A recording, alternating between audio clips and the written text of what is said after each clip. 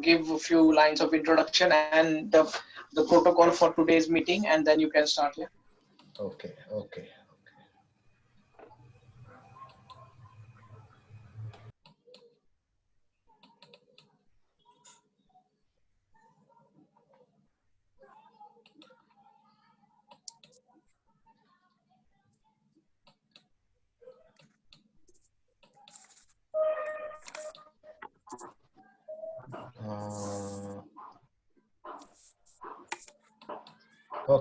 Now you are the host. Okay. Hi, welcome everyone.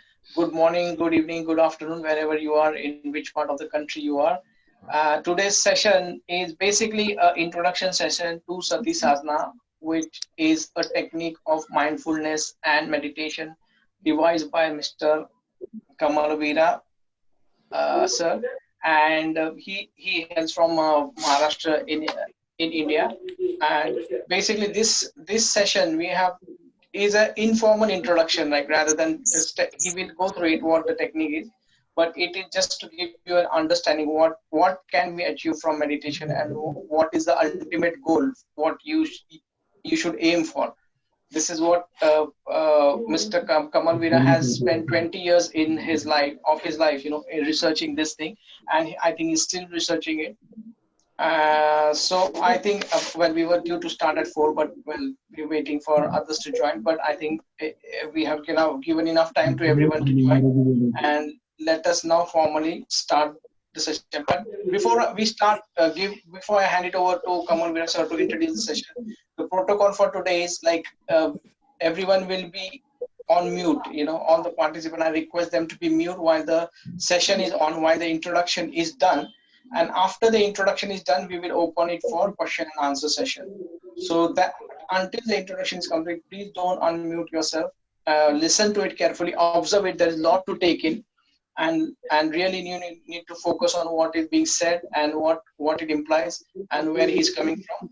Understand that completely and frame your questions while you are listening to it. And at the end of like the last 20 minutes or 10 minutes, whatever time we get, we will leave for question answer session where you can ask your question and raise your hand and ask your question. Yeah, so I'll hand it over to Kamal Veera sir. If you can start the introduction session, please. Thank you.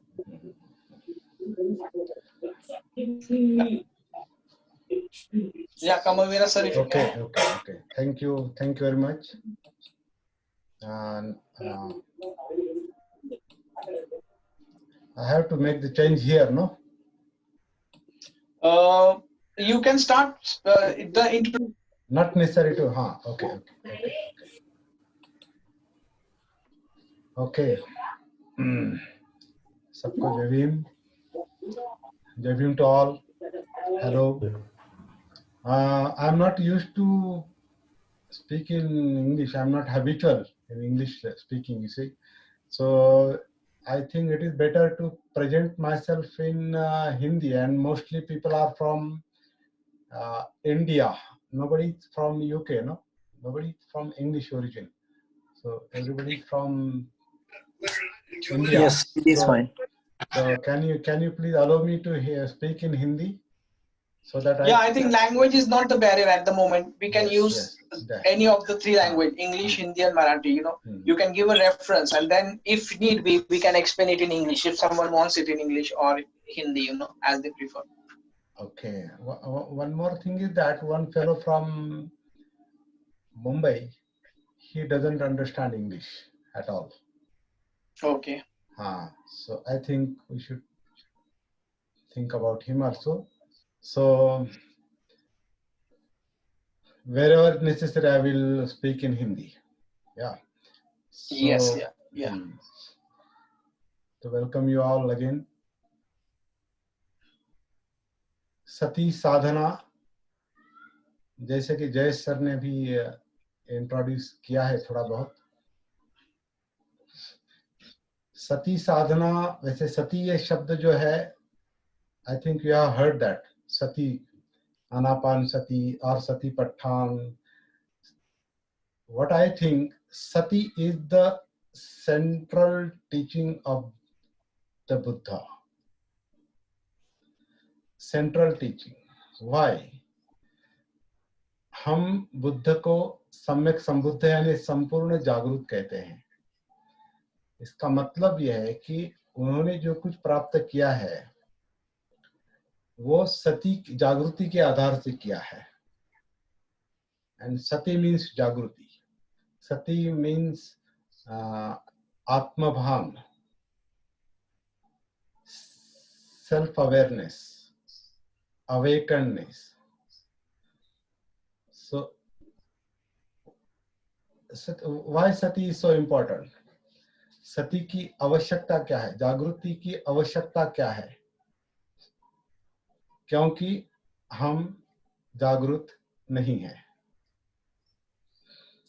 Science भी, medical science यानी psychology भी कहती है कि मन जो है वो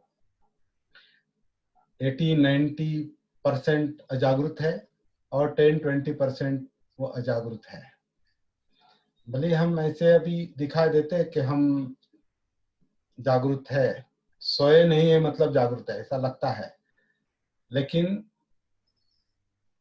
हम अपने आप से अगर एक सवाल पूछेंगे, क्या हम अपने विचारों को हम क्लियरली महसूस कर पा रहे हैं क्या? अपने इमोशंस को हम क्लियरली महसूस कर पा रहे हैं क्या? अपने फीलिंग्स को हम क्लियरली महसूस कर पा रहे हैं क्या? अपनी बॉडी में जो मेडिकल साइंस कहता है कि 11 activities are going on in our body system, 11 systems are working in our body. हम उसके प्रति जागरूक है क्या? अगर इसका उत्तर यस है तो हम जागरूक है, अगर नहीं है so we are not aware of our psychosomatic psychophysical existence. That is the very simple explanation of our unawareness. हम सती में नहीं है, जागरूक नहीं है, ये इसका क्या है, एविडेंस है ये। इससे अगर आप सहमत हैं तो हम आगे जा सकते हैं। इससे अगर आप सहमत नहीं है तो इसका मतलब आप 100% जागरूक है।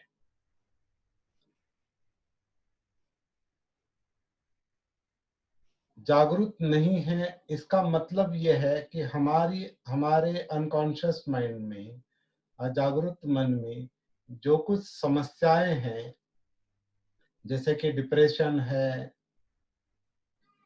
फियर है, लैक ऑफ कॉन्फिडेंस है, अकेलापन है, इनसिक्योरिटी है, इन सबके लिए एक शब्द इस्तेमाल किया है, वो दुख है। दुख यानी डिस्टर्बेंस है, मन का विचलन है। मन का विचलन है, ज्यादातर मैं कहूंगा चित्त का विचलन है। तो ये विचलन जो है मन का या चित्त का, मन का और चित्त का, चित्त इज डिफरेंट, मन इज डिफरेंट। मन इज थिंकिंग प्रोसेस, चित्त इज इमोशंस। तो ये जो डिस्टर्बेंस है ये हमारे जीवन का प्रॉब्लम है। Everybody is suffering from that, everybody is suffering from दुख। सत्य जो कहा है बुद्ध ने, सत्य मतलब इट इज देयर। सत्य वो नहीं मैं महसूस कर रहा हूं इसलिए सत्य है और नहीं महसूस कर रहा इसलिए सत्य नहीं है, ऐसा नहीं। सत्य इज ट्रुथ, और वो ट्रुथ है, ये हमारा अनुभव बताता है। क्योंकि हमारा मन जो है, हमारा चित्त जो है वो विचलित है, कंप होता है। चित्तम यस्सन कंप, चित्त कंप होता है। चित्त में कंपन है, वाइब्रेशन है, और वो हमारा अनुभव है, वो हमारा डिस्टर्बेंस है, वो हमारा विचलन है। उसके कारण जैसे कि बुद्ध ने सिंपल भाषा में बताया है कि सुखम सेति, नींद नहीं आती है ना। एक एक कथा भी है कि सच्चा सुखी सुखी मनुष्य कौन है। सुखी मनुष्य वो है जो सुख की नींद सो सकता है। सुखम सेति, सुख की नींद जो सो सकता है वो सुखी है, वरना दुखी है। और ये आपका और हमारा अनुभव है। और ये प्रॉब्लम कैसे सॉल्व करना है, जो बुद्ध ने स्वयं किया था, सॉल्व किया था। और उम्र की 35वें साल में उन्होंने जो प्राप्त किया था वो दुख मुक्ति थी, जिसे है उन्होंने निब्बाण कहा है, जिसे उन्होंने बुद्धत्व कहा है। It was emancipation from suffering, liberation from suffering. See, but how he achieved that?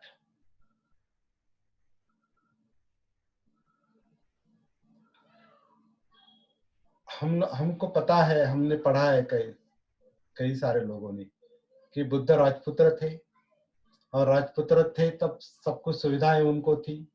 मतलब जिसे हम सुख कहते हैं, वो सुख के लिए उनको कोई प्रयास करने की आवश्यकता नहीं थी। वो उनके पास वो फैसिलिटी सब थी। राजपुत्र होने के कारण वो सब फैसिलिटी उनके पास थी। लेकिन हमने शायद पढ़ा है कि उसमें वो संतुष्ट नहीं थे, क्योंकि दुख का अनुभव राजपुत्र को भी था, सिद्धार्थ गौतम राजपुत्र को भी था। दुख का अनुभव जो हमको भी है, उनको भी था। और ये सवाल उनको एक तरह से जीवन के प्रति जागरूक करता है कि सब कुछ होने के बावजूद दुख क्यों है। और हमारे पास तो कई सारी सुविधाएं नहीं है, तो जाहिर है हम दुखी होंगे। लेकिन एक राजपुत्र को दुख है, तो ये सवाल उनके मन में निर्माण होता है। लेकिन अभी हम ज्यादा हिस्ट्री में नहीं जाएंगे, क्योंकि वो विषय अलग हो जाएगा। बुद्ध ने इसी दुख के विषय को लेकर उन्होंने अनुसंधान अपना शुरू किया है।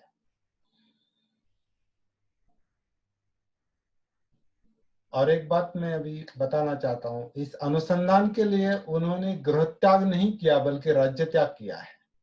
क्योंकि उनको पनिशमेंट के रूप में वो राज्य त्याग करने के लिए बाधित किया था उनको, मतलब कंपल्शन किया था कि आप अगर युद्ध में सम्मिलित नहीं होंगे तो you have to leave the state.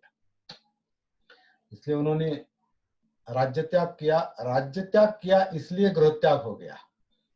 और राज्य त्याग करने के बाद उन्होंने ये जो समस्या है, जो दुख की समस्या है, ये जो सत्य है, इस पर काम करना शुरू किया। और हमें पता है कि उस वक्त जो प्रचलित ध्यान साधनाएं थी, और जो तपस्याओं की जो अलग अलग तरीके थे, वो सब उन्होंने करके देखे हैं। अलार कालाम उद्दक रामपुत्र से उन्होंने, कहते हैं कि वो 8 तरीके के ध्यान उन्होंने सीखे, रूप ध्यान और अरूप ध्यान। और कंसंट्रेशन की सो कॉल्ड हाईएस्ट लेवल उन्होंने प्राप्त की थी। और वो अपने गुरु के बराबरी के हो गए थे, अलार कालाम और उद्दक रामपुत्र। और उद्दक रामपुत्र और अलार कालाम एक एक करके उनसे कहते हैं कि इसके आगे का सिखाने के लिए हमारे पास कुछ नहीं है। So this is the ultimate state. तो सिद्धार्थ गौतम कहते हैं कि ठीक है, मुझे वो कंसंट्रेशन मिल गया, लेकिन इससे दुख मुक्ति नहीं मिली है। दुख का प्रॉब्लम वैसा का वैसा ही है। हम केवल दुख को भूलकर हम दूसरे विषय में कंसंट्रेट हो जाते हैं। मतलब दुख से हम हट जाते हैं, समस्या से हट जाते हैं। समस्या से हटने से समस्या का हल नहीं निकलता। समस्या को जब हम फेस करते हैं तो समस्या के स्वरूप का पता चलता है, कारण का पता चलता है, फिर कारण का निवारण हम कर सकते हैं, और फिर उस समस्या से हम बाहर आ सकते हैं। यही जीवन के दुख की समस्या शायद तथागत बुद्ध ने वो महसूस की। दुख को फेस करना पड़ेगा, दुख को देखना पड़ेगा, दुख के प्रति अवेयर होना पड़ेगा, जागरूक होना पड़ेगा। सती, वो सती से देखना पड़ेगा। तो देखने के बाद वो उस सत्य का, दुख सत्य का कारण उनके महसूस, कारण उनको महसूस हुआ, जिसे दुख समुदय कहते हैं, दुख का कारण। तो दुख को देखने के कारण, दुख दुख महसूस करने के कारण, दुख महसूस करने के कारण दुख के कारण का पता चला है, दुख समुदय का, और फिर वो कारण का निवारण करके वो दुख मुक्त हो गए। लेकिन ये जो प्रोसेस है वो मैं अपने अनुभव से अभी थोड़ा बताना चाहूंगा। शायद इससे आपका मतभेद भी हो सकता है, क्योंकि आप कई सारे लोग ध्यान करने वाले हैं, कई सारे लोग मैं देखता हूँ। मुझे लगता है जो आलार कला मुद्दक रामपुत्र को उन्होंने जो बताया कि ध्यान साधना में कंसंट्रेशन मिलता है, लेकिन आप दुख की समस्या से हट जाते हैं। सती से आप दुख की समस्या को फेस करते हैं और फिर दुख के कारण का और निवारण का काम, कारण को देखकर निवारण का काम हम करते हैं, जिसे निब्बाण कहा है, दुख मुक्ति कहा है। वो सती के कारण, जागृति के कारण सिद्धार्थ गौतम ने बुद्ध बनने के बाद वो हासिल की थी, वो अवस्था। इस बात पर हम फोकस कर रहे हैं और इसीलिए हम सती साधना, इस विषय पर हम चर्चा करने के लिए कहें। मैं टीच नहीं कर रहा हूँ, फ्रैंक, मैं टीच नहीं कर रहा हूँ, मैं अपने अनुभव शेयर कर रहा हूँ। I am not a teacher, मैं शेयर कर रहा हूँ, क्योंकि जो मुझे महसूस हो रहा है वो आपको भी महसूस हो रहा है। अगर नहीं हो रहा है तो आप मुझे टोक सकते हैं बीच में कि what you are telling is you are lying. मुझे कोई उसका बुरा नहीं लगेगा। तो सती जो है, जागृति जो है, वो हमें अपने आप से जोड़ देती है।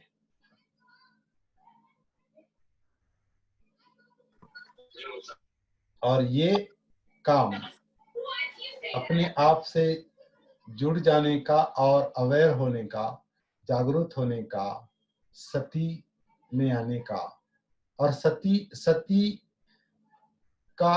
सती की परिपूर्णता साध्य करने का जो काम है वो किस तरह से किया जा सकता है, इतना समझ लेने से हमारा काम हो गया। हमारा काम फिलहाल इतना ही है कि अपने आप से कनेक्ट हो जाना, अपने आप से कनेक्ट होकर सेल्फ अवेयरनेस की अवस्था या सेल्फ अवेयरनेस की स्टार्टिंग और प्रैक्टिस जारी रखना, इतना ही हमारा काम है। बाकी आगे का जो काम है वो हर एक को करना पड़ता है।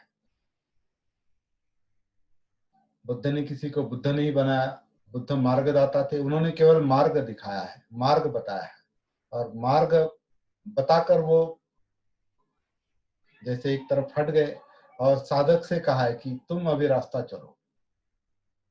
बताया है, आपको रास्ता समझ में आया है, you have to tread the path, you have to walk on the path.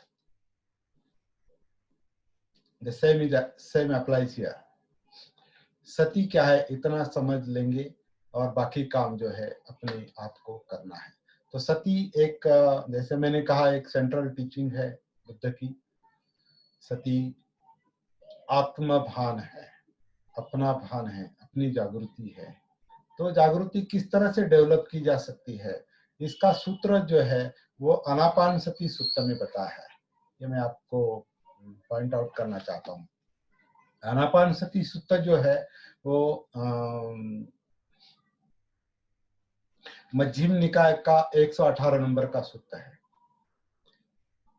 ये भी मुझे थोड़ा आश्चर्य लगता है कि ये मध्यम निकाय में 118 नंबर में इतना पीछे क्यों गया। ये सूत्र जो बेसिक सूत्र है वो इतना पीछे क्यों गया। मैं दोपहर को मैं प्रज्ञा मैडम के साथ बात कर रहा था, तो मुझे तब वो मुझे थोड़ा और ज्यादा अचरज लगा उसका कि ये सूत्र जो है 118 नंबर में कैसे गया, ये बेसिक सूत्र जो शुरू में चाहिए था वो पीछे कैसे गया।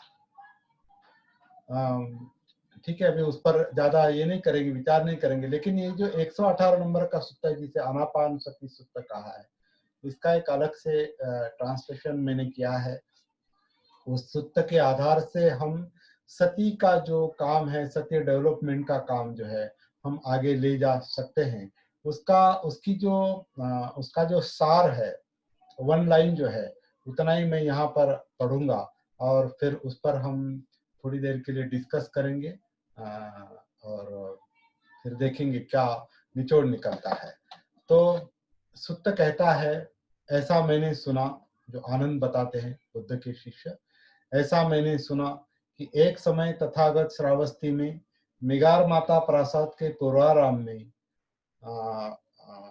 वेंडरेबल सारिपुत्र, वेंडरेबल महामुद्गल्यायन, महाकाश्यप, महाकात्यायन, महाकोटित, महाकल्पिन, महाचुंद, अनुरुद्ध, रेवद, आनंद और अन्य अभिज्ञात स्थविर श्रावक शिष्यों के साथ विहार कर रहे थे।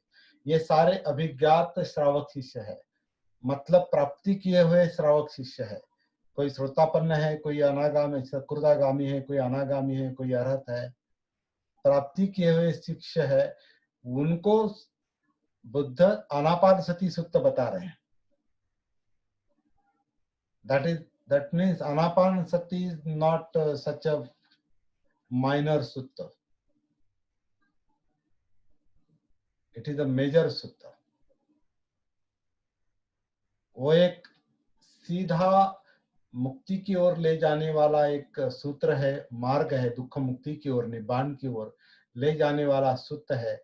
ये इसमें बताया है भिक्खुओं साधकों, ये साधकों शब्द मैंने जोड़ा है, भिक्खुओं साधकों, मैंने इस दुख मुक्ति विमुक्ति के मार्ग के लिए प्रयत्न किए हैं। इस मार्ग में ही मेरा चित्त लगा हुआ था।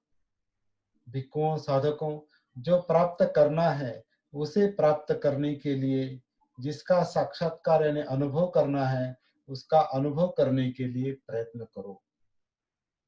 भिक्खुओं साधकों, आनापानसति की भावना यानी प्रैक्टिस, साधना, आनापानसति की भावना करना महाफलदायक है।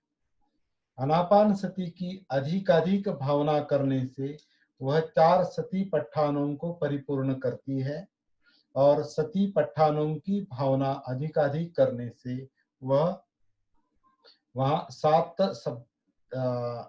बुद्ध्यांगों की परिपूर्णता साध्य होती है और 7 बुद्ध्यांगों के कारण विद्या यानी नॉलेज विद कैपिटल के, विद्या और विमुक्ति यानी निब्बान की प्राप्ति मिलती है। ये वन लाइन है, ये बेस लाइन है। इसी के आधार से हम अपनी सती पट्ठान की जो प्रैक्टिस है, साधना है, वो आगे ले जा सकते हैं। अब केवल इतना देखना है कि ये किस तरह से करना चाहिए, और यहाँ मैं अपने कुछ अनुभव आपसे शेयर करना चाहूँगा और शायद वो अनुभव आपको बहुत आसानी से मिलना संभव है, क्योंकि उसमें कोई नई बात नहीं है। इसमें कोई नई बात नहीं, केवल जो सत्य है, जो वास्तव है, वो रियलाइज करने की बात है, वो जान लेने की बात है। पहले कहा है कि आनापानसति की भावना महाफलदायक है। सती यानी जागृति है, आनापान यानी रेस्पिरेशन है या ब्रीदिंग है, इनहेलिंग एक्सहेलिंग है आनापान। अब ये आनापान किस तरह से देखना चाहिए, ये मैं थोड़ा सा अनुभव के आधार से आपको शेयर करना चाहता हूँ। आन और अपान,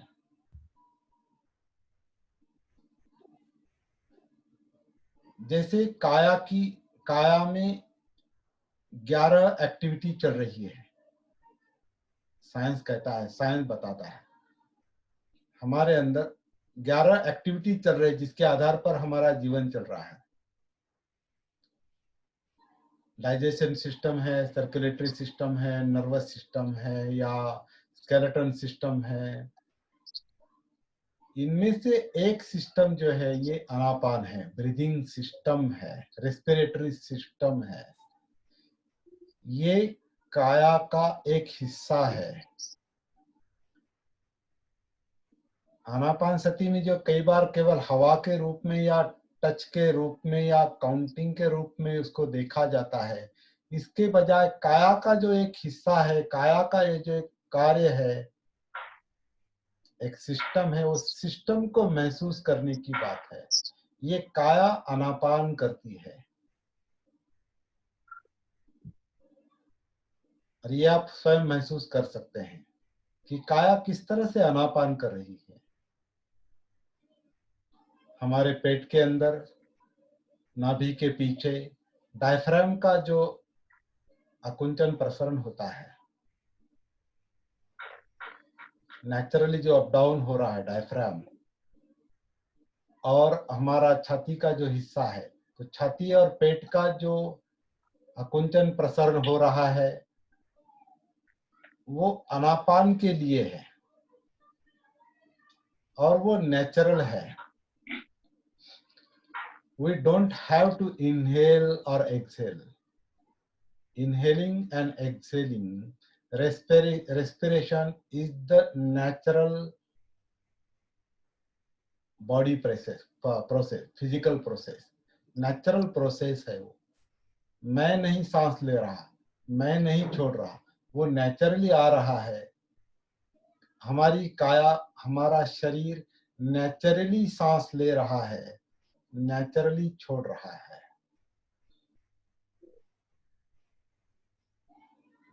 हमें कुछ करने की आवश्यकता नहीं। आनापान करना हमारा काम नहीं है, हमारा काम सती है। हमारा काम उसका भान रखना है, उसकी जागृति रखनी है। How body inhales, how body exhales naturally. ये पहला काम जितनी सफलता से हम महसूस करेंगे, काया आनापान, नेचुरल काया आनापान, हमारा काम शुरू हो गया।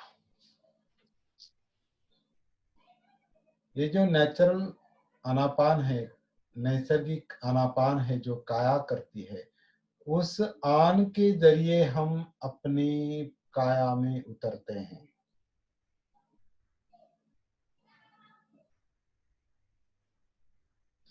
काया आन करती है मतलब सांस अंदर लेती है, तो उस अंदर आने वाले सांस के साथ हम जब काया में उतरते हैं तो हम काया से जुड़ जाते हैं।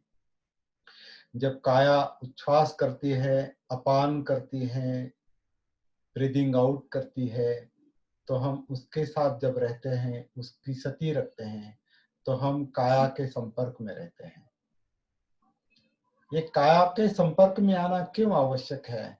क्योंकि इसी काया में हमारी फीलिंग्स है, वेदनाएं हैं, सुख है, दुख है, या सुख दुख विरहित, जो जिसे न्यूट्रल फीलिंग कहते हैं, वो सब काया में है। और हमारा काम उसके साथ चलेगा आगे चल के, क्योंकि सुख दुख जो है, दुख की समस्या जो है, उस काया की वेदनाओं में है। विचलन जो है वो वेदनाएं हैं, फीलिंग्स है। उसके साथ हमें कनेक्ट होना पड़ेगा, तब दुख की समस्या महसूस होगी। अगर दुख की समस्या महसूस नहीं होगी तो फिर दुख का कारण महसूस नहीं हो सकता, और फिर दुख का निवारण नहीं हो सकता, और दुख मुक्ति नहीं मिल सकती। Very simple.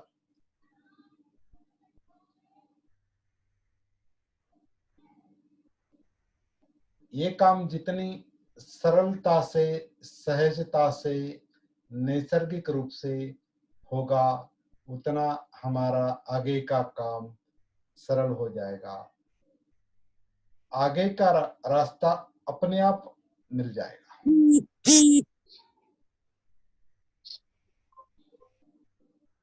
तो काया आन कर रही है, काया अपान कर रही है, ये अगर आपको महसूस होता है तो मेरे ख्याल से बहुत बड़ा काम हो गया।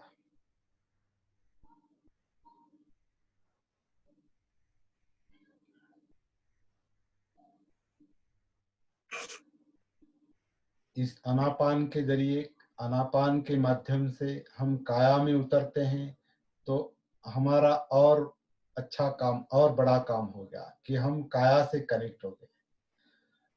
हमारा मन जो बाहर भटकता है इंद्रियों के कारण, आंख, कान, नाक, जीभ, त्वचा, इनके कारण जो मन बाहर रहता है, जिसके कारण हम अपने आप को महसूस नहीं कर पा रहे, इसलिए समस्या महसूस नहीं कर पा रहे, इसलिए समस्या का कारण महसूस नहीं कर पा रहे, इसलिए हम समस्या सुलझा नहीं पा रहे,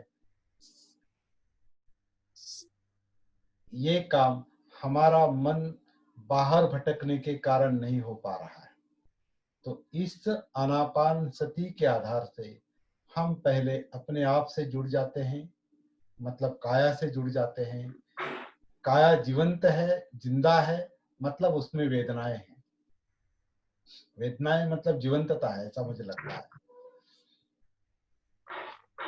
तो इस जीवंतता के साथ, इस वेदनाओं के साथ हम जब जुड़ जाते हैं, हमारा अगला अनुसंधान का काम शुरू होता है। ये अनुसंधान का काम है, रिसर्च का काम है, अपने आप की खोज है, ये जीवन की खोज है। जीवन को समझना है, जीवन को महसूस करना है। जीवन को महसूस करना मतलब जीवन की समस्या को महसूस करना, और फिर अगला जो काम है वो समस्या सुलझाना, वो आगे का काम है। पहला काम है उसमें उतरना। जैसे हमें कोई बड़ा शहर अगर देखना है तो पहले शहर में किसी भी तरीके से, किसी भी वाहन से, माध्यम से पहले हमें शहर में जाना पड़ता है, फिर हम शहर में जाने के बाद शहर देख सकते हैं। उसी तरह से हमें काया में उतरने के लिए माध्यम का इस्तेमाल करना पड़ता है, और वो सरल माध्यम जो है वो आनापान है। नॉर्मल तौर पर, आम तौर पर। लेकिन कुछ ऐसे उदाहरण भी बुद्ध के काल में हुए हैं, जैसे किसा गौतमी का उदाहरण है, या अंगुलीमाल का उदाहरण है, पटाचारा का उदाहरण है। उनकी उनकी जो तीव्र समस्याएं थी, वो तीव्र समस्याओं को लेकर ही उनके साथ बुद्ध ने संवाद किया था, वार्तालाप किया था। और उस समस्या से कैसे बाहर आना है, ये उसी वक्त बताया। उस समस्या को लेकर उन्होंने संवाद प्रस्तापित किया उनके साथ।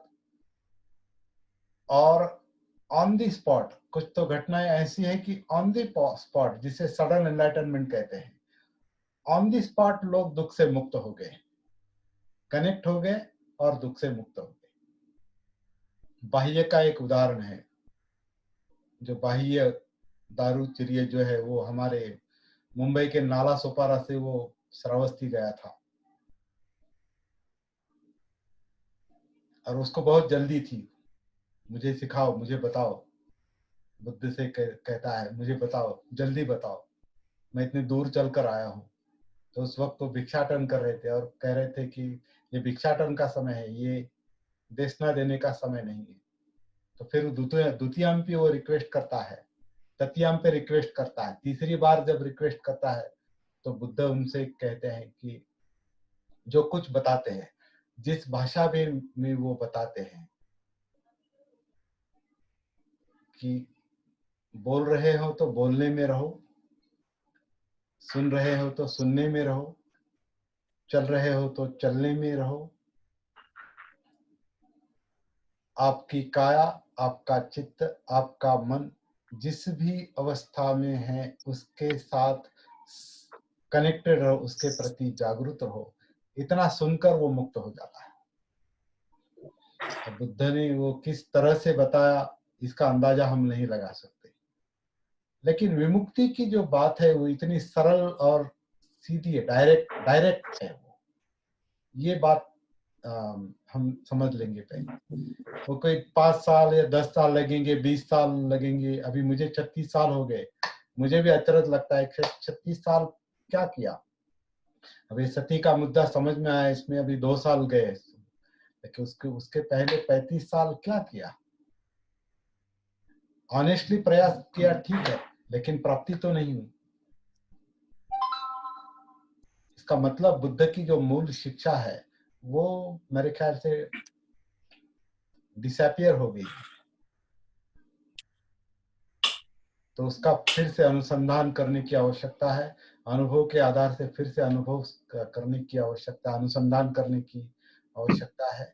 और वो अनुसंधान का माध्यम जो है वो जागृति है, सती है। सती जो है अनापान के आधार से काया में उतरना है, काया में वेदनाएं हैं, वेदनाओं का कारण चित्त है, उसका इंटरप्रिटेशन थिंकिंग प्रोसेस में चल रहा है, जिसे मनोधम्म कहा है। तो ये सूत्र कहता है कि आनापान सती के आधार से आप सती पट्ठान में, 4 सती पट्ठान में उतरते हैं। 4 सती पट्ठान मतलब काया, वेदना, चित्त और मनोधर्म। और इसके आधार से आप आगे सप्तबुद्ध्यांग में उतरते हैं। अभी हम फिलहाल केवल इंट्रोडक्शन के रूप में, क्योंकि इसका सब्जेक्ट ही जयेश सर ने दिया है कि इंट्रोडक्शन टू सती, सती साधना, तो हम फिलहाल इतना ही देखेंगे। इतना ही समझना जरूरी है, नैसर्गिक सांस, नैसर्गिक सांस के आधार से काया में उतरना, काया में उतरकर वेदनाओं को महसूस करना, फिर आगे चल के आप चित्त को महसूस कर सकते हैं। चित्त यानी चाहिए नहीं चाहिए का संघर्ष है, लोभ और द्वेष का संघर्ष है। और चाहिए और नहीं चाहिए के जो हजारों सब्जेक्ट हमारे सामने होते हैं, हजारों विषय जो होते हैं, उसका परिणाम सुख दुख है। क्योंकि वो जो चाहिए वो नहीं मिलता है तो दुख होता है, वो चाहिए वो अगर मिलता है तो सुख होता है। जो नहीं चाहिए वही होता है तो दुख होता है, जो नहीं चाहिए वो अगर मन के मुताबिक होता है तो थोड़ी देर के लिए सुख मिलता है कि चलो वो मुझे नहीं चाहिए था और हो गया। इसका मतलब चाहिए और नहीं चाहिए, लोभ और द्वेष, दोनों में सुख और दुख है। लेकिन ये बात के अनुसंधान का काम है। पहला काम जो है काया में उतरना है, काया की वेदनाएं महसूस करनी है टॉप टू बॉटम, और फिर आगे का अनुसंधान का काम करना है। तो ये कैसे करना है, तो कल से हम 40 दिन के सेशन शुरू कर रहे हैं। कल का पहला सेशन है, तो पहला सेशन आज थोड़ा हो गया। मुझे लगता था कि इसमें ज़्यादा यूके के लोग होंगे और मुझे ज़्यादा अंग्रेजी में बात करनी पड़ेगी, लेकिन अच्छा हुआ। इसमें कोई ऐसा नहीं है सर, जय सर जो केवल अंग्रेजी जानता है, हिंदी और मराठी नहीं जानता, हिंदी नहीं जानता। No, sir. I think everyone understands Hindi, and well, we obviously had an effort to do it in English, but Okay. because of the audience, everyone understands English. But we were flexible with the language, so Okay, this is fine. Okay. Yeah. Next time. So yeah, I think I will let you finish the introduction. When you finish, let me know. Then I can take it forward. Okay. Yeah. I think this is okay for today.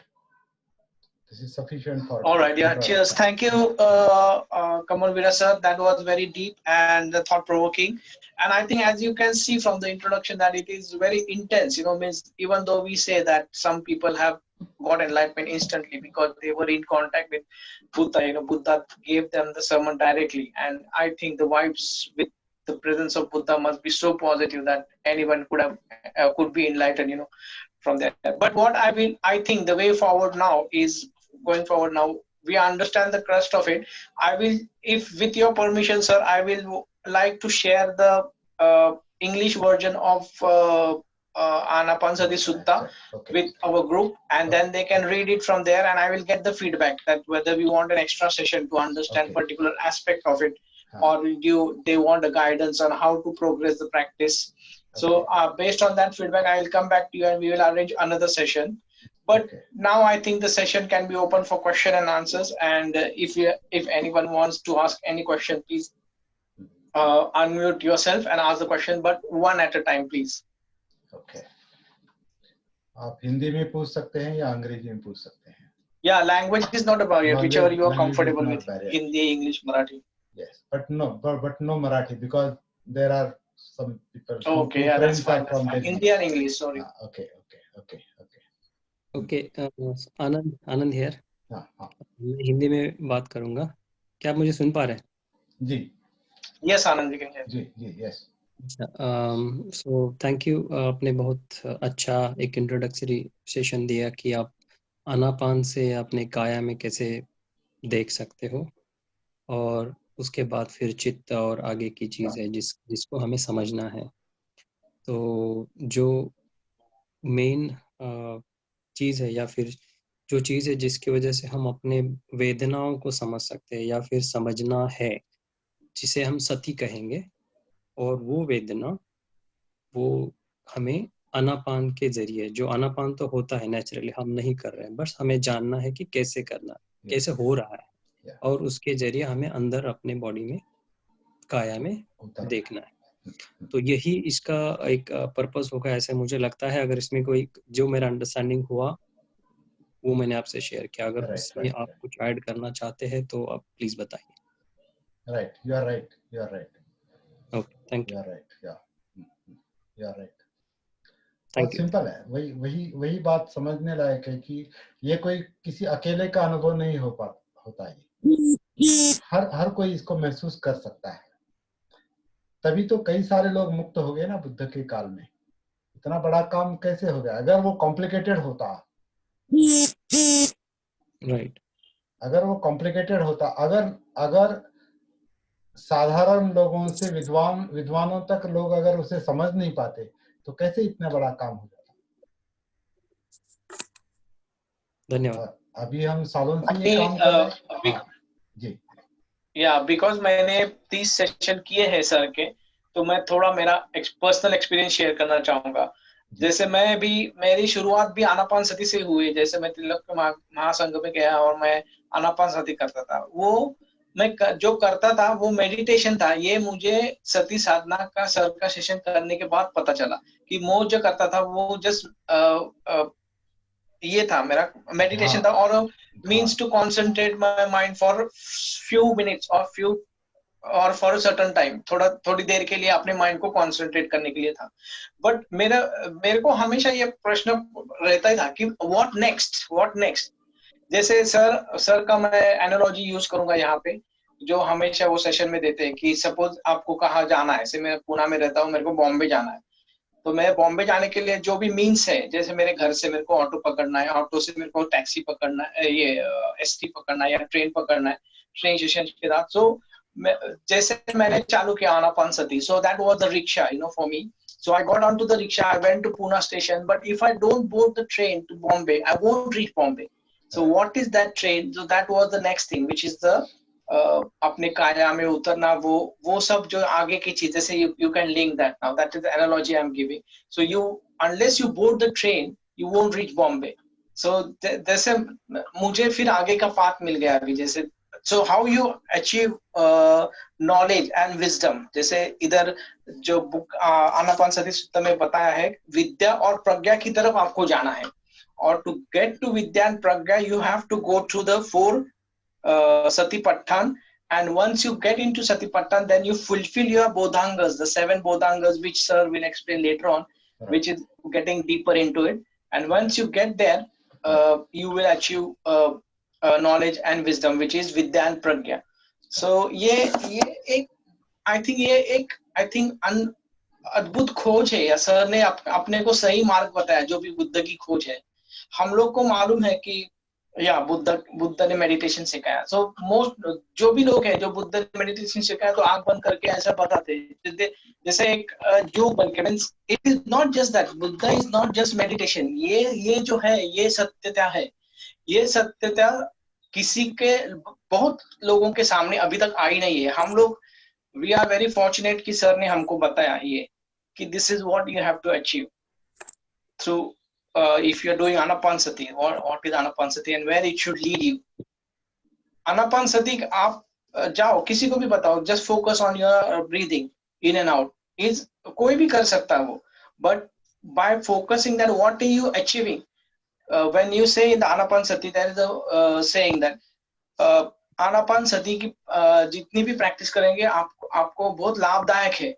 तो वो लाभ, what are the लाभ्स, लाभ क्या है वो सब लाभ जानने के लिए आपको सती साधना का जो सर ने जिस प्रकार से वो बताते हैं वो अंडरस्टैंड करना बहुत जरूरी है आई थिंक।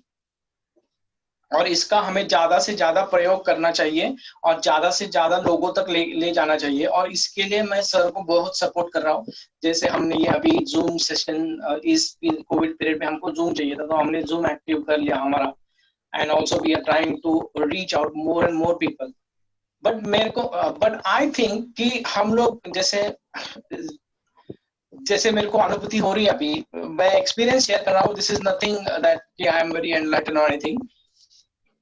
क्योंकि मेरी बेटी डॉक्टर है और उसका वो पढ़ाई कर रही है डॉक्टर की, तो उसका जो अभी क्लिनिकल सेशन चल रहा है वो पीडियाट्रिक्स में चल रहा है। तो वो सब न्यू बॉर्न बेबीज के साथ काम कर रही है। तो जैसा मेरे को उसका अनुभव बता रही थी कि वो छोटे बेबी रहते थे एंड वो उसने डिलीवरी भी देखी, लकीली उसको डिलीवरी भी देखने को मिली। तो वो बोली कि डिलीवरी होने के बाद देन दे ब्रीथ, वो क्राई करने लगते बेबी। सो वहां से हमको हमारा शुरू होता है Anapanasati.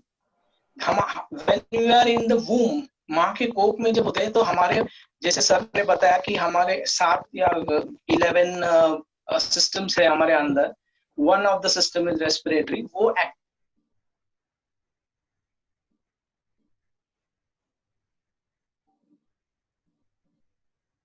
Hello hello hello hello